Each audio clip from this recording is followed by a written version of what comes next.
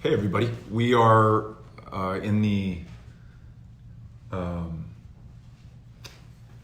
was going to call it the O'Rourke headquarters, but it's just our house, with Molly and Amy and Artemis. You can't really see. Artemis, the boys are at a movie with my mom or doing something They're fun. just hanging with your mom. Okay, they're doing something with my mom. And Rob and Cynthia from our team are here as well. And we wanted to just thank everybody who has been getting in touch over the last 5 days following the terrible attack here in El Paso, who has been sending love and encouragement and strength and support to this community. And we first and foremost wanted to say thank you to everyone who is doing that, and to let you know that we feel that here. We're grateful for it. The community is grateful for it. And we just encourage you to keep that coming. There is, as you can imagine, a lot of pain. Families are still going through a lot right now. Number of people who are still at Del Sol Medical Center and University Medical Center, not all the way out of the woods yet. And so your strength that you're sending, your love, your encouragement to them is so helpful. So please keep it coming. And I thought we'd start by just telling you from our perspective, having been here and out in the community and listening to people and being with people, some of what we're seeing and hearing, just so you can have a better understanding of what's happening here in El Paso and in Ciudad Juarez. And Amy, I thought I might ask you just to talk a little bit about what we did last night following Ulysses' basketball game, and Molly, what, if you want to, what you thought of it. Do you want to tell them what you made? I made flowers out of tissue paper. Tell us how you made them. You got a pencil and you got like a square of tissue paper, and then you like crinkled it onto the pencil, and then you got a circle of paper and you put tape on it, and then you stuck it on, and then you did it until the circle was full, and then you taped a straw to the back. How do you think they came out? Pretty. Yeah, they were really beautiful. So the kids made these really pretty tissue flowers, and probably the best compliment was that Molly said, "Wow, this is the first time I've seen you act like a teacher." When I suggested the activity. But so after Ulysses' basketball game, we parked a few blocks away from the makeshift memorial outside of Walmart and walked down, and it just, there was so much energy everywhere in the park across the street, just, you know, lots and lots of people walking down, a ton of people at the memorial. Some folks had brought out their instruments and were singing. Others were leading prayer groups. Some people were just, you know, quietly looking at the crosses that had been put up, and just the flowers everywhere, handwritten notes, handwritten posters, a lot of candles. Just really powerful. And you had said it was like that all day long, the night before, the day before. Seems like there's just, people want to be able to pay their respects. Molly and Henry and Ulysses were put to work by someone who was lighting all the votive candles. There are probably hundreds, if not thousands, of votive candles that are out there. And we got there after Ulysses' game. The sun was just setting, and by the time it set, Molly had basically a twig that had been dipped in wax, and somebody lit it with their lighter, and she and Ulysses and Henry and other kids were lighting the votive candles, as well as placing the flowers that they had made on the different crosses, the 22 different crosses, which were draped in rosaries, in flowers, in handwritten notes. Really beautiful. And I really wanted Molly and Henry and Ulysses to see that in addition to this tragedy, in addition to knowing what took place on Saturday, we've also got to remember the way that this community has come together, and that there were people from El Paso, there were people from Las Cruces, There were people from Ciudad Juarez. There were people from points further beyond this immediate binational community who had come to pay their respects, and just an extraordinary presence that was powerful, loving. Whatever our differences, we were together, and it's a really beautiful moment. And so if you're in the El Paso area and you haven't yet come out, it's you would enter off of Viscount as though you were going into the Walmart or into Cielo Vista, and it's worth coming out to see that. And given how hot it is during the day, closer you can get to evening or night, the nicer it is to be out there with everybody. So I wanted to make sure everyone knew that and just knew how beautiful it's been so far, the way in which this community has come together. Yesterday, with some of our team, we went over to Ciudad Juarez to go to a funeral for one of the victims. As you may know, of the 22 killed, 8 were Mexican nationals, many of whom lived in our sister city of Juarez. And so we walked over the bridge yesterday, which is it's a very short walk from our house, short walk over that bridge, and then had a chance to meet with the mayor of Juarez and with the governor of Chihuahua, talk about what has happened, about the importance of not allowing the act of terror to define us, and also to ensure that it doesn't change us, and the beautiful binational nature of this community. And I was very impressed by their leadership and with what they had to say about this. And we also offered our condolences to them, and they offered their condolences to us, and our mutual support for the two communities to make sure that we're strong right now. We then went over to a small church to meet a family who has lost somebody, their son, their husband, their father, in the shooting that took place on Saturday, and just to learn a little bit about his life and what he meant to his family and to his community. Came back over to El Paso, went to another funeral in 5 Points in central El Paso. It's a gentleman who had also been born in Juarez, but had lived most of his life in El Paso and in Colorado, had been a construction worker his entire life, had raised his family here, and his son, who welcomed us when we came into the chapel in 5 Points, said something I don't think I've had a chance to tell you, Amy. He said, I love Mexico because that's a country I was born in, but I love the United States because that's a country that welcomed me. And he talked about he's raising his 2 daughters and his son here. They all lost their grandfather in an attack that also injured their grandfather's wife, but did not kill her. The same bullet that killed their grandfather passed through him and hit their grandmother. Luckily, she survived.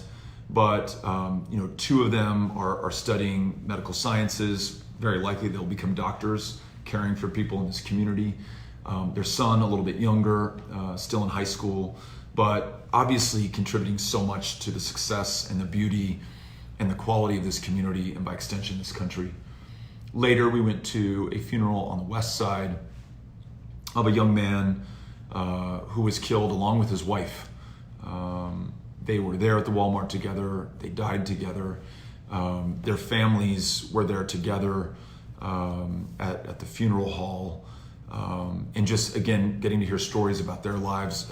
His co-workers there mourning him, but also pulling me aside to tell me stories about the joy that he brought to their lives, about how he could always be counted on to make them laugh or smile or to crack them up or to play a prank, about how he was the chief trainer at the call center that he worked at, or a trainer at the call center that he worked at, and how so many of the people that were there had been trained by him, and how much he loved his wife, and how he was studying to be a teacher and an educator and an athletic coach, and that was his dream. That was really powerful. And again, community from all over, from both sides of the border, from other parts of Texas.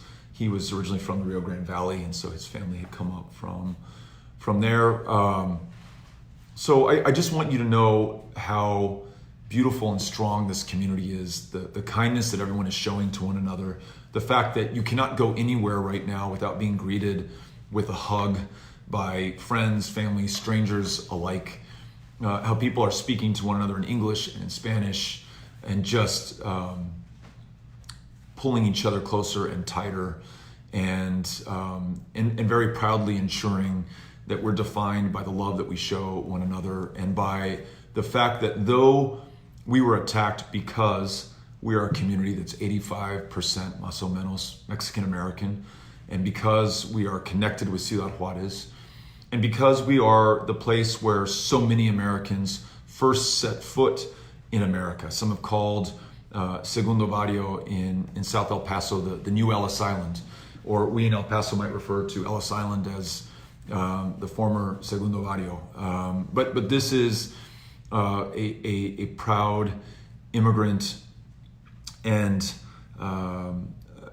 community, and a community of people from all over the world. The O'Rourke's, who came here 4 generations ago, the Sanders and the Fuels, who came here I don't know how many generations ago, the Lebanese Americans, the Chinese Americans, the Nigerian Americans, the Mexican Americans, the El Salvadorans who came here, etc. From all over the planet, chose El Paso, made us their home, and made us so much stronger and more successful and safer. We're one of the safest cities in the United States of America, safer by their very presence. Everybody wants to make sure that is shared as well. And I'll tell you, I think it may resonate beyond El Paso, because though we were chosen by the killer who drove 600 miles to bring this hatred and this terror and this violence to our community, he came here because of who we are. We may also, in this community, because of who we are, hold some of the answers for the country at large. A country that's never been more divided, never been more polarized. The way that we treat each other with respect and with dignity and kindness has helped to make us so safe and so strong and so special. And at a time where some, including our president, unfortunately, make our differences, or try to make our differences, disqualifying, or try to scare you that they're dangerous, based on who you love or where you come from or to whom you pray. We know that, in fact, our differences are the foundation of our strength, and so they are for the country at large. A country that very consciously, at its creation, defined itself not by race, not by ethnicity, not by our differences, but instead by the fact that we are all created equal. And look, we know that we've never lived up to that as a country, and we have a long way to go until we do.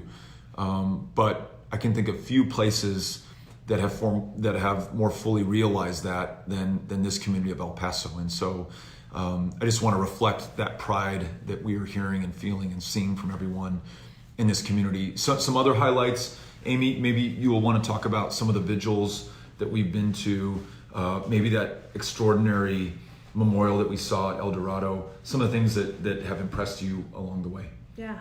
I mean, it's hard to leave the house without seeing some symbol of that everywhere we go. But Tuesday morning, we were invited to join the El Dorado High School student council in the memorial that they had organized, and it was just absolutely beautiful. And the students and Principal Betancourt spoke so beautifully. And Mariani Yu is the student council president, and Kendra is her vice president, and they, together with the student council, and the administration repeatedly told Amy and me, it's the students. We didn't do anything. These students organized it. A couple they had thousand. The full band that played. It gave me goosebumps. And the choir. Yeah. They were spectacular. Yeah. And Madi had said she's going to be running for president one day. Yeah. And you told her, you'd be happy to cast your vote for her. Totally. She was really incredible. And she should, and she'll be a great president. She's amazing. She had such great composure and had such a beautiful speech. And let me see if we can quote from it, because someone, maybe having heard her speech, Right. wrote out a line on a poster board that they brought to a vigil that we went, or really a celebration of the community that we went to yesterday that was organized by Las Americas, the Women's March, Border Network for Human Rights, Congresswoman Veronica Escobar. I think the line was, "We are the Sun City, and no amount of darkness can keep us from shining." Is that Close. Tell me what it is. We are the Sun City, and no darkness will dim our light. Oh, that's strong. I love that. And for those not from El Paso, we've always been known as the Sun City, where it is, sunny outside right now. It's sunny almost every day of the year. And I love Mariani's, that line in her speech. I just thought that was really powerful, very beautiful. This morning, I got to go to Mountain View and got to see their student leaders organize a beautiful tribute to this community, to Ciudad Juarez, to this country. Very proud of Mountain View, very proud of El Dorado. And then a few nights ago, young man, not even a man, 15 years old, the youngest of those who were killed at the attack at Walmart in El Paso. His teammates from his soccer team, his community in Horizon, Texas, which is a small community in El Paso County to the east of the city of El Paso, organized a beautiful vigil for him. And we had the chance to go to that. And again, powerful, loving, and so much pride right now, despite maybe because, the fact that this is such a culturally rich community, because it is a Hispanic majority community, because we were attacked for those reasons. People feel this extraordinary pride right now, and they are reminding themselves, each other, this community, this country, that we will not be made to feel afraid. It will not change us. And in fact, we'll only come back stronger and bigger and better than ever.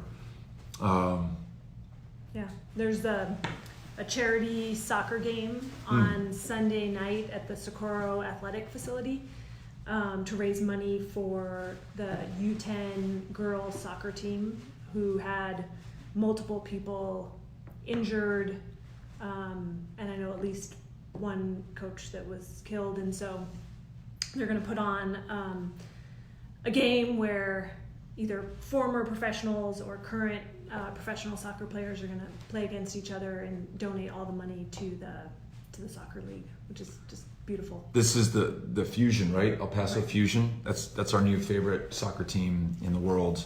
The Fusion coaches were outside of the Walmart when the attack began, selling lemonade and horchata to raise money so that the team could travel to Tucson and play in a tournament. And coaches were shot. Their daughters were there with them. Thankfully, Able to hide.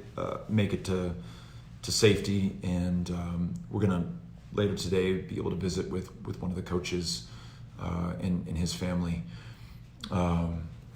So there's a fundraiser there, and for those, many of you have asked how you can help. 2 ways to give right now that will support families who are grieving, suffering, and who may not have all the resources they need to be okay. We call your attention to the El Paso Community Foundation, and you can go to epcf.org/victims. That's the El Paso Community Foundation. And then there's the Paso del Norte Foundation, and you can go to pdnfoundation.org, and you can make a donation there at either of these 2 great El Paso foundations. And then Amy and I gave blood a couple days ago, and we were reminded of this following fact, which may be obvious to you, I had not thought about. The people whose lives were saved with blood transfusions on Saturday were saved with the blood that was donated days, maybe weeks before the attack took place. So the reminder to us was, if you wait until there's an attack or a disaster or an emergency, really you're donating blood for the next attack, disaster, or emergency. And so our thanks to everyone who unprompted donated blood in the days or weeks before this attack, whose blood was available to save lives here in El Paso. We are going to remember to try to give every 2 months. If everyone in America gave, I think we heard, just 3 times a year, there would be no need to do blood drives in this country. We'd have all the blood that we need. So if you can make an appointment in the coming days with your family to donate blood, I think that's a really strong, important thing to do. A couple of other ideas: sharing the fact that immigrants commit crimes at a far lower rate than do those born in this country. I tell you that only because we have a president who has vilified immigrants, tried to make us afraid of immigrants, has warned of invasions and infestations, has called communities like El Paso, though we are one of the safest in America, dangerous places, has threatened to build walls, has caged children. We have lost the lives of 7 children under our care who were apprehended, trying to do what any human would do, leaving the most dangerous countries on the face of the planet. He's separated families. He has used dehumanizing language and has led to dehumanizing practices and policies. And the fear and the lies and the invitation of violence has had a very tragic consequence in El Paso, but it is not just in El Paso. So I feel that it is important for all of us to remember our responsibility to share the truth and to lift up, especially right now, the stories of immigrants, the stories of Mexican Americans, as we have read from sources within the El Paso Police Department.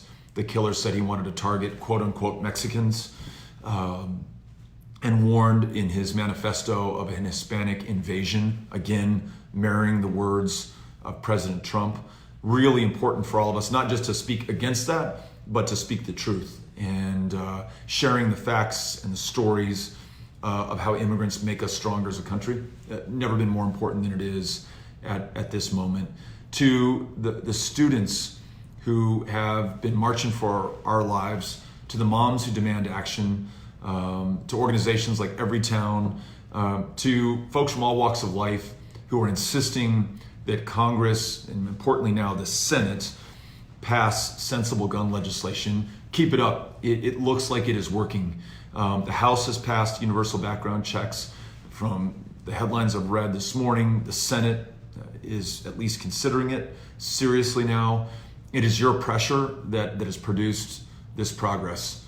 Keep it up, and let's extend that to ending the sales of weapons of war and assault weapons. Let's extend that to red flag laws nationally, not just locally, not just on a state-by-state basis, but if you have a firearm and you pose a danger to yourself or to someone else, you've got to be stopped before it is too late. And only by adopting these kinds of laws will we be able to do that. So really cannot thank the advocates, the activists, the marchers, the people calling and writing and emailing and even faxing their members of Congress. You are making this happen. Keep it up. Keep it up. Algo más? I don't know. Are there? Do you want to take any questions? Yeah. Any observations? There's Peggy who says she never thought about giving blood before this, and how it was needed beforehand, and Yeah. that was a good reminder. Yeah, please give blood. And it is painless. I'm scared of needles. I hate getting shots, and this was totally fine. It did not hurt. When they pull the tape off of your hairy arm, my hairy arm, that was the only pain. The needle, not so much. Yeah.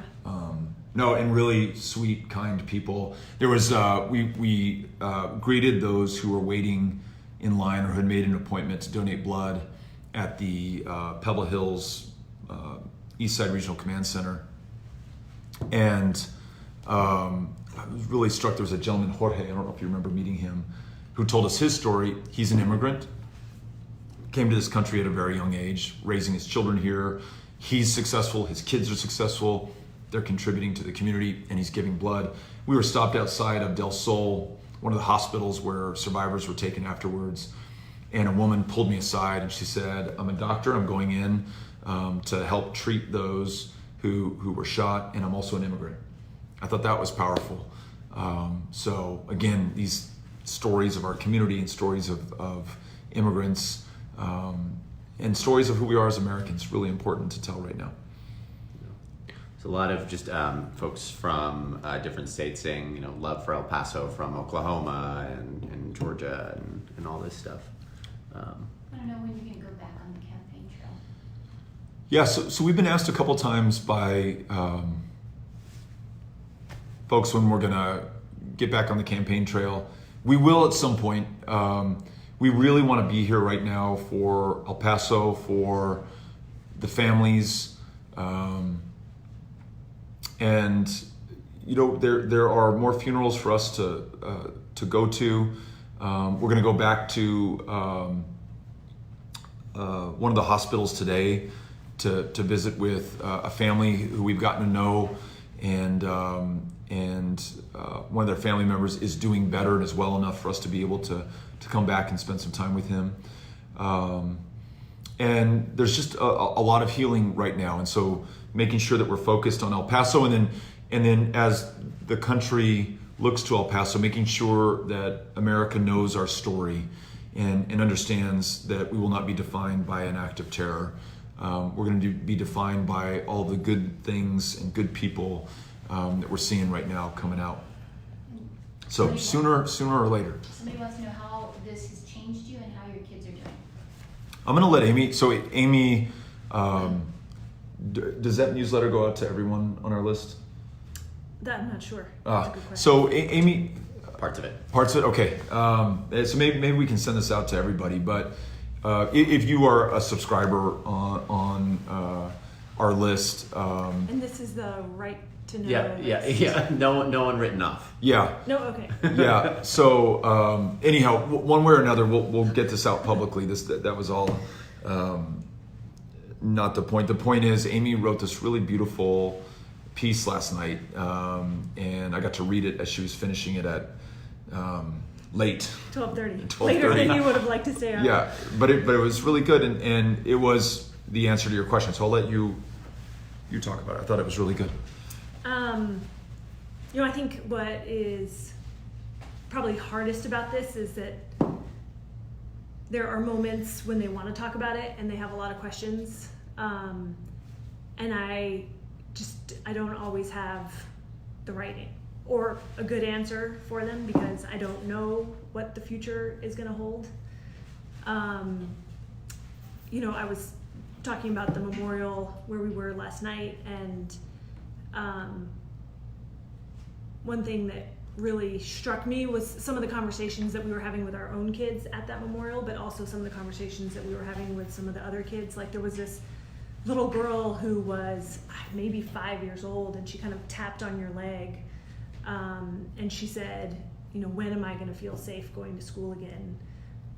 We talked to a young woman who was in high school, and she's part of her school's mariachi band, and I can't remember what instrument, but a woman, one of her fellow band members had just pulled out of the mariachi band because she had so much anxiety about performing in public, given what had happened, and that she admitted she felt that same anxiety. And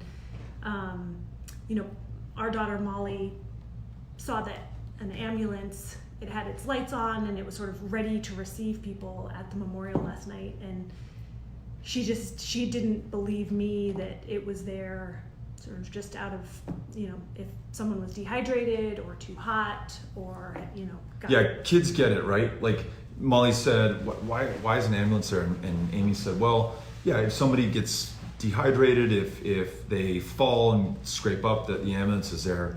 And kids, they know what's happening. And Yeah. she's like, no, I don't think so. Her gut now is it is there to be prepared for the worst. Right. And that is just heartbreaking to me. Yeah. And our kids have all been through active shooter drills at their schools. And we remember Henry, who's now going into third grade on Monday, but coming home from his first grade class in spring of 18, and telling us that they'd done an active shooter drill. And I just know that that's in their head, that the reason we're preparing for this is that it is possible that it will happen. For many children, they feel it is likely or inevitable that it will happen. So that's part of it too. And I don't mean to discount the fact that there is also a lot of fear in the community. I keep talking about how strong El Paso is, and we are, and how positive the community has been in the way we've been coming together, and that's true as well. But there is certainly fear, and we're definitely hearing that from people too. And I think that's natural. I think it's important that we remind ourselves that it was not a killer from this community. It was not a terrorist from El Paso. It was someone who had to drive more than 600 miles to come here to do this. So there's going to be some trauma that we have to address, but everyone is stepping up to address it. So, Child Guidance Center, the schools, at the hospital, when we were with Mr. Cintron, every single person that we talked to, he said, we've got people here that can help you with this. That's and right. So We gotta know- make sure that those resources are out there and that people know about them. And though I know Walmart has made, I believe, grief counselors and therapists available to their employees, so many social workers and therapists and psychiatrists, psychologists have been reaching out saying, if you know of anyone who needs any help. And in fact, we had a neighbor who was there on Saturday and came to our home, and we connected her with a provider who had reached out to us. But that's another expression of this community's kindness and people looking out for one another. But certainly encourage you, if you have not been able to see somebody and you need to do that. We saw a lot of people at the memorial yesterday and the day before who were there to connect people with services, and so we're grateful for that as well. And then I think the other thing that has been heavy on our mind is, what's happening to kids and families in Mississippi, and also trying to have that conversation Yeah. with our kids. You may have seen a video of a child whose parents, at least her father, was working at it's like a chicken plant or processing plant in Mississippi, and along with more than 600 other people working one of the toughest jobs I can imagine, rounded up, taken away from their families, and she's crying and pleading with those who are around her to let her see her dad, and that her dad's not a criminal, and that she needs to be with him, and just knowing that so many children were separated in that process, in that action, in that terrorizing moment from their families.